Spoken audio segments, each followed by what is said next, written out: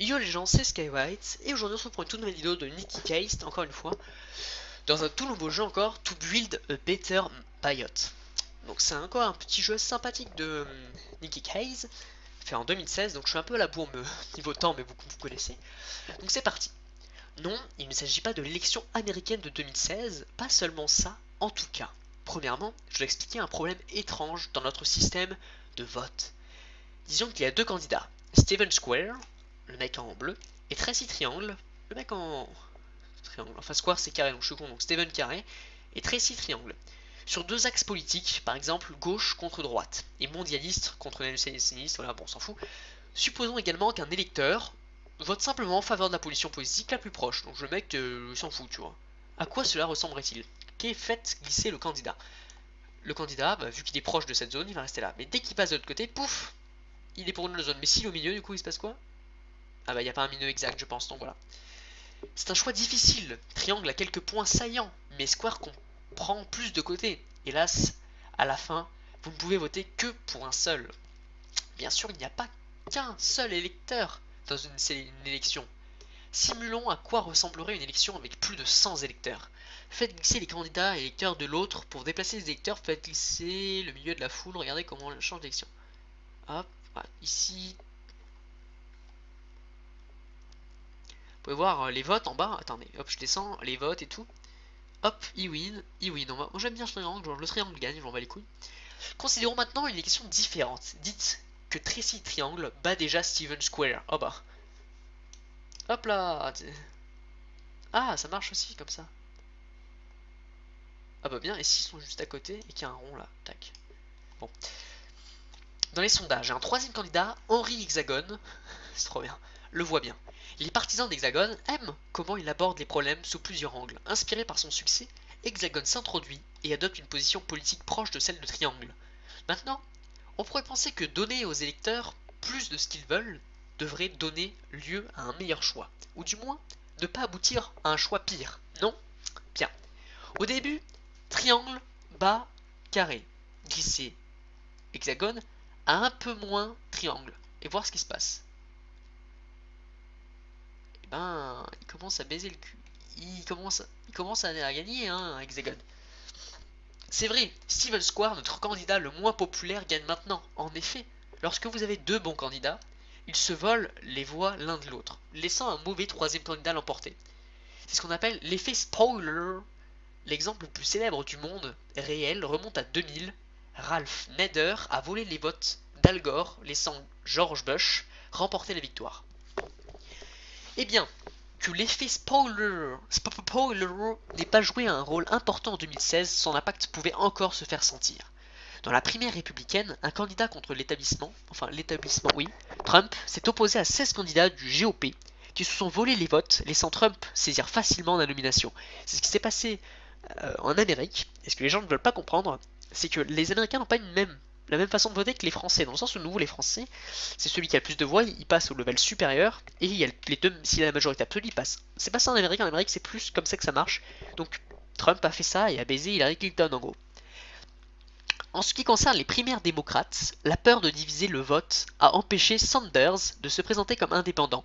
Et pour couronner le tout, il y avait toujours le souci que d'autres candidats comme Johnson, Stein et Monsieur Mullin pourraient gâcher l'élection.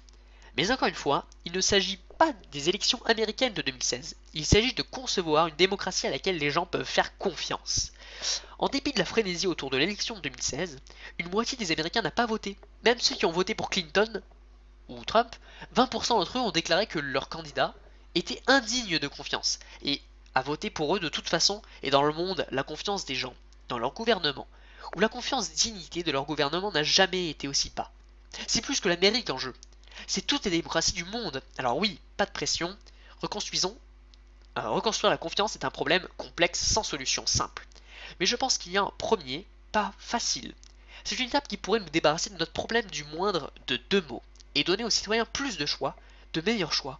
Et pourtant ce ne serait pas aussi intimidant que de réparer le financement de la campagne. De gerrymandering, je sais pas comment le dire, ou d'absence de représentation proportionnelle. Non. Il faudrait simplement changer un morceau de papier et déterminer comment nous comptons ces morceaux de papier. Cette idée n'est pas le premier, enfin le problème le plus important. Cela ne résoudra pas tout.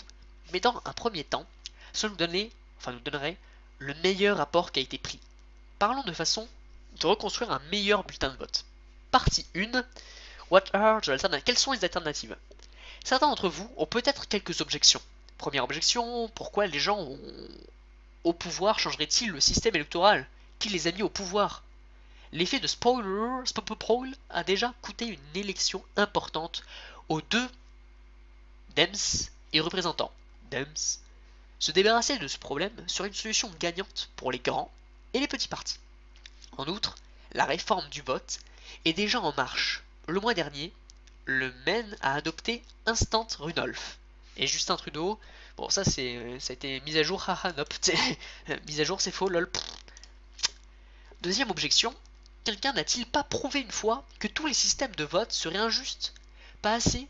Vous pensez au tristement célèbre théorème de l'impossibilité de Kenneth Arrow, le mathématicien des années 50 qui a fondé toute l'étude des systèmes de vote.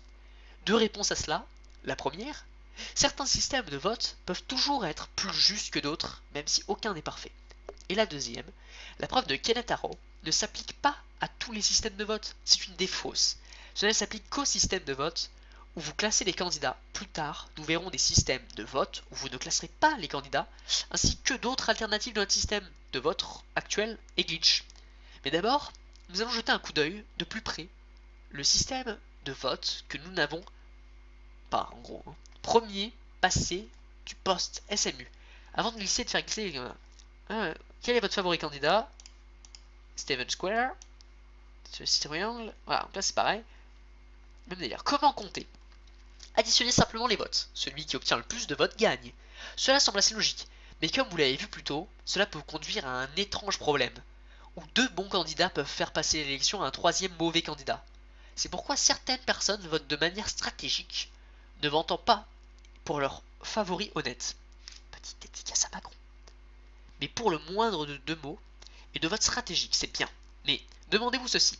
Comment pouvons-nous nous attendre à nos élus pour être honnêtes, quand notre système de vote, lui-même, ne nous laisse pas être honnêtes? Putain, c'est pourquoi il y a des trucs comme ça, c'est chiant. Donc, pour remédier à l'effet de spoiler, d'autres systèmes de vote ont été suggérés, tels que le vote classé. En gros, c'est comme ça que ça marche. Tout le monde vote pour le même délire, et selon là où c'est mis, il y a un pourcentage qui est plus grand. C'est comme ceci. Comment compter? Il existe en fait plusieurs façons de compter ce type de bulletin de vote. Ici, je vais vous montrer les trois premiers. Vote instantané par ruissellement, IRV.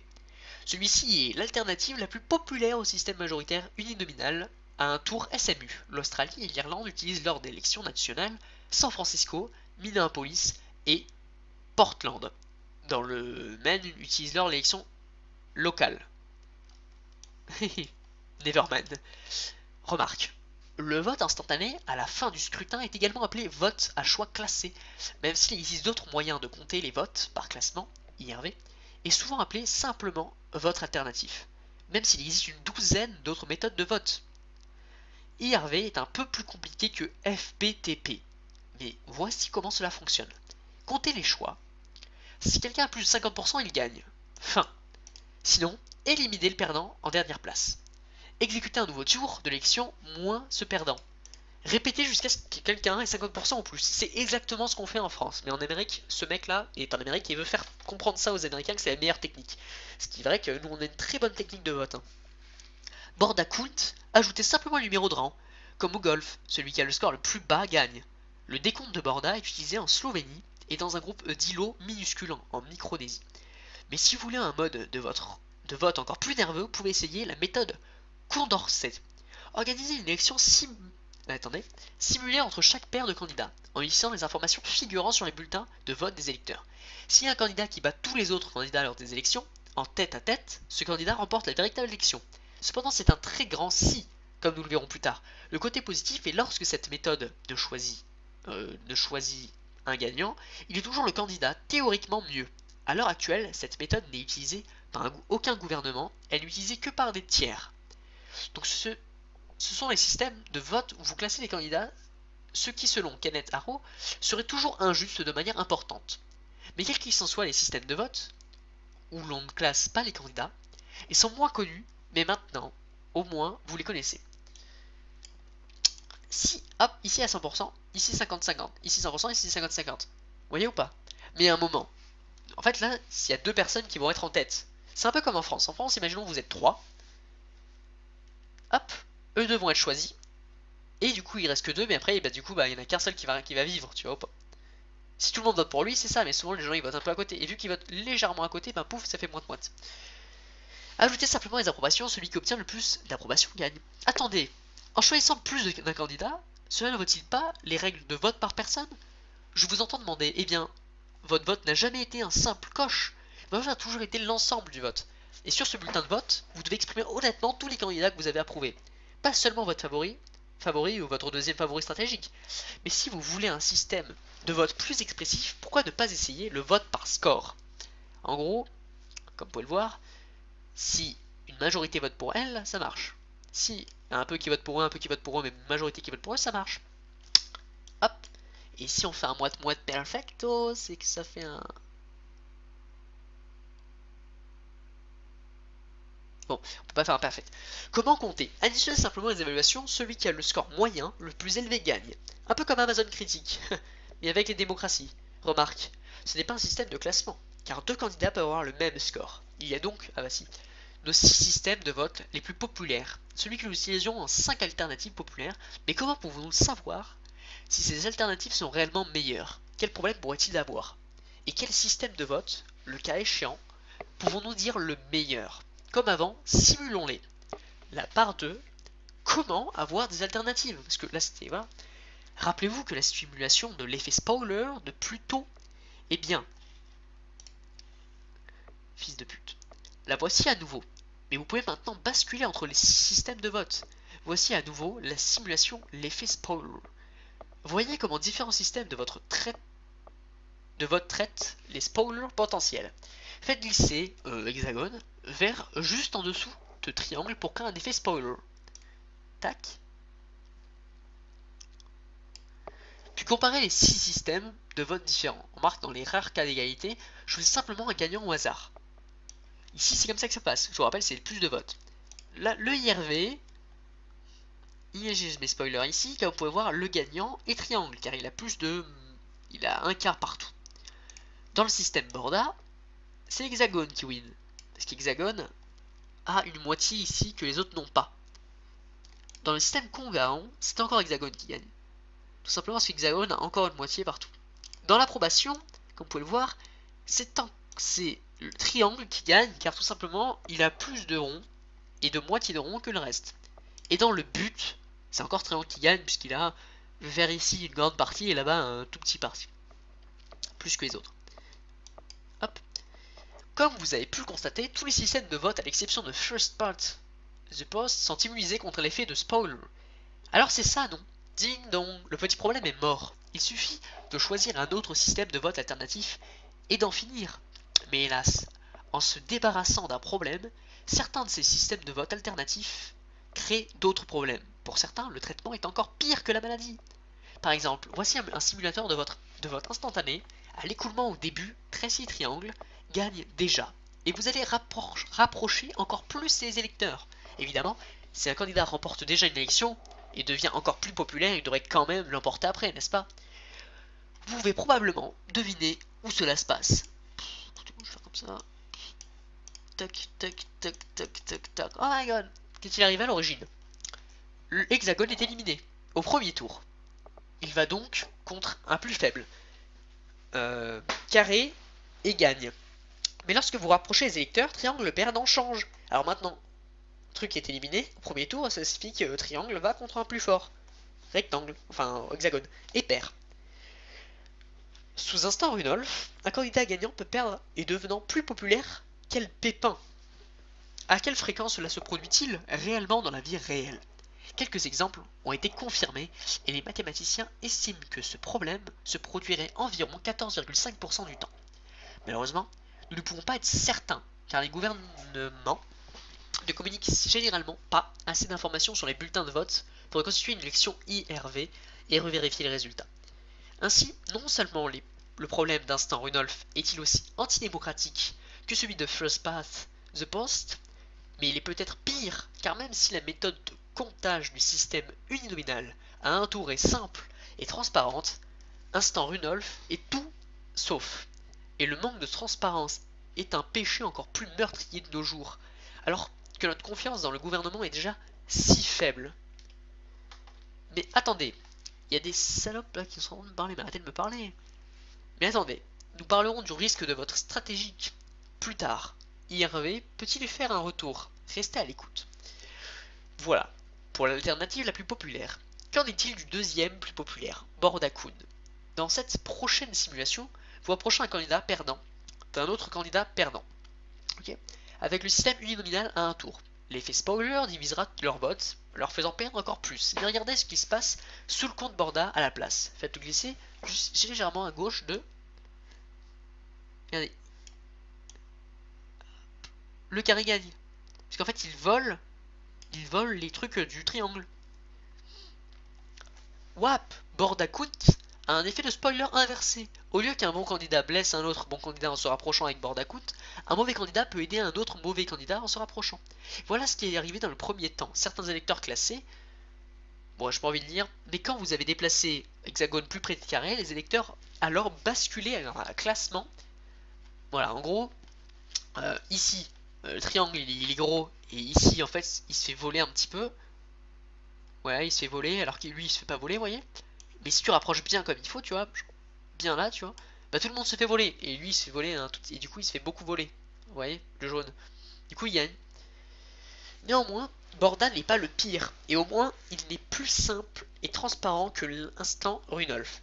Mais comment comparer à la méthode Condorcet lorsque Condorcet choisit un vainqueur? C'est toujours le vainqueur théoriquement meilleur. Mais c'est à ce moment-là qu'il choisit un gagnant. Là, je commence à avoir ultra soif, il y reste... énormément de trucs, hein. J'en ai fait que la moitié là. Hein. Jusqu'à présent, je viens de simuler les électeurs en tant que groupe unique, avec un centre et quelques-uns. Mais vu combien la politique est polarisée de nos jours, on pourrait imaginer plusieurs groupes d'électeurs avec des centres totalement différents. Condorcet essaie maintenant de choisir le candidat qui bat tous les autres candidats dans des courses en tête-à-tête, mais avec des électeurs polarisés. Vous pourriez vous retrouver avec une boucle de type Rock Paper Scissors dans laquelle une majorité d'électeurs préfère A à B, B à C et C à A. Dans certaines simulations, les autres systèmes de vote ne présentent que des problèmes à Condorcet. Le système de vote se bloque. Essayez vous-même.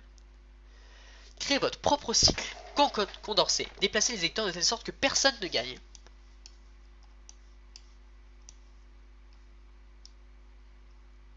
Alors que personne ne gagne.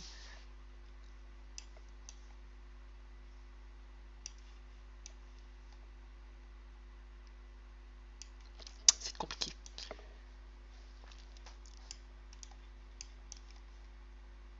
Ah, attendez, c'est très très compliqué ça. 60-60, ok, ça c'est bien.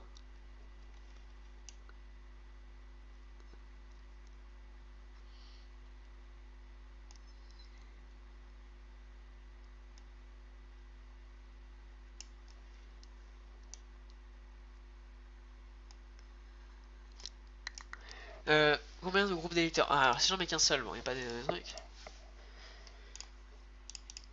Ah, attends.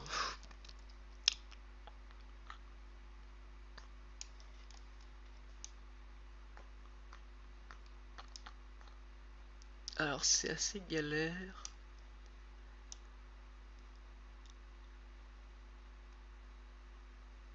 Putain, sérieusement là?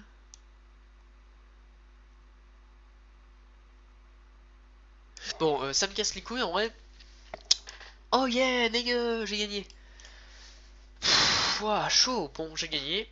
Hexagon win, mais nique ta race, ça fait 63, 63, 63, 51, 51, 51. En gros là, il y a une égalité.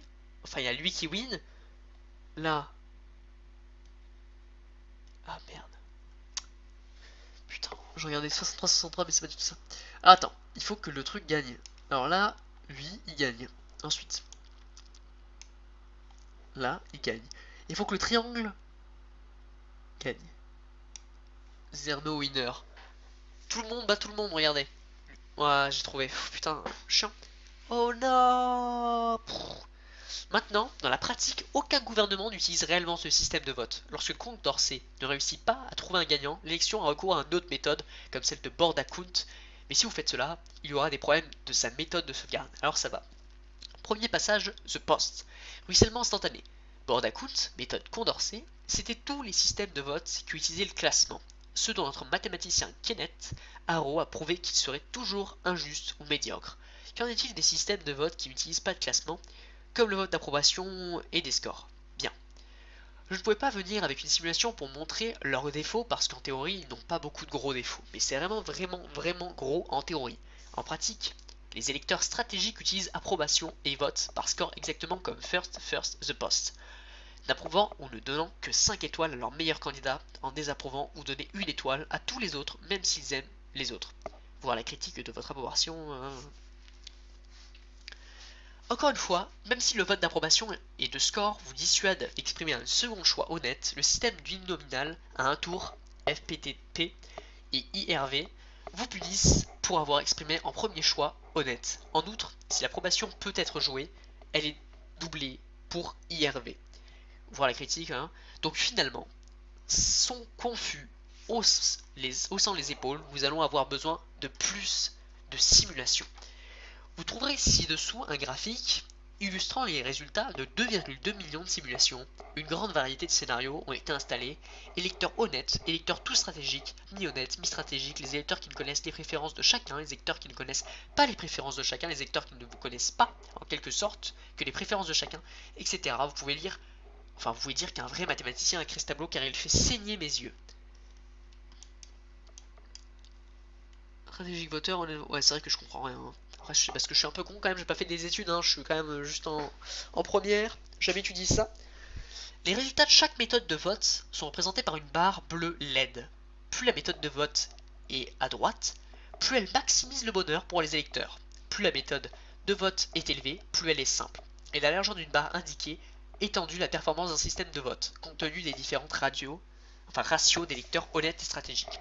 La première chose à noter est que le vote stratégique rend les électeurs moins heureux, et que le vote honnête, dans tous les systèmes de vote, j'ai été très surpris quand j'ai appris ça, mais il est logique. Si vous pensez par exemple à une salle remplie de gens essayant de parler, toute personne peut être stratégique en criant sur les autres. Mais si tout le monde est stratégique, personne ne peut entendre personne, et s'il ne vous reste que des mots de gorge et des pips tristes. L'autre chose à noter est de savoir quel système de vote rend les gens les plus heureux. Si vous avez principalement des électeurs honnêtes, score voteur est préférable. Borda compte une seconde près. Et si vous avez principalement des électeurs stratégiques, les deux votes de vote, approbation et de score sont meilleurs, et avec des électeurs stratégiques, IRV est aussi mauvais que le SMU. Cependant, ce sont toujours des simulations informatiques. Comment se joueraient-elles ces différents systèmes de vote dans la vie réelle? Eh bien, nous ne pouvons pas simplement faire passer le DeLorean à 88, remonter dans le temps avant les élections de 2016, changer le système de vote et voir ce qui se produirait. Où pouvons-nous? Non, nous ne pouvons pas. Mais le mois dernier, les chercheurs ont fait quelque chose d'assez proche. Voilà, un sondage a demandé, hein, afin de simuler qui aurait remporté le vote populaire sur différents systèmes de vote. Mais gardez à l'esprit que si nous avions un système de vote différent lors des primaires, nous aurions des candidats totalement différents. Prenez donc cette étude avec une colonne de sel. Les résultats sous l'instant Rudolph, Condorcet et Approval Voting, le vainqueur aurait été Hillary Clinton. Mais sous Score Voting, le gagnant aurait été Donald Trump. Et sous Board Account, le gagnant aurait été Gary Johnson. Personne n'en a entendu parler de ce mec, Gary Johnson. Un modèle estimé des élections américaines de 2016. Comment Clinton, en bleu, gagne-t-il IRV, Trump gagne-t-il Score et Johnson? Voilà. En gros, on va faire un truc comme ceci. Le triangle gagne. Condorcet, le triangle gagne. Simu, le carré gagne. Le carré gagne. Le triangle gagne. Le triangle gagne. Nous appelons que le problème, c'est que... Tac. Pourquoi c'est tout le temps le carré qui gagne? Je l'ai bien placé ou quoi? En tout cas... Bon, je sais pas trop comment ça marche, mais je sais que Clinton a win, donc c'est gagne-t-il Borda? Ah, Borda.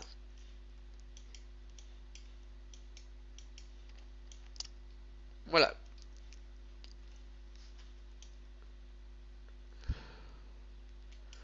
gros, ça s'est passé comme ça, tac. C'est passé comme ça. Il a gagné parce qu'il était mieux. Mais si on aurait pris un autre système... C'est pas bon ce que je fais puisque c'est... Il faut que...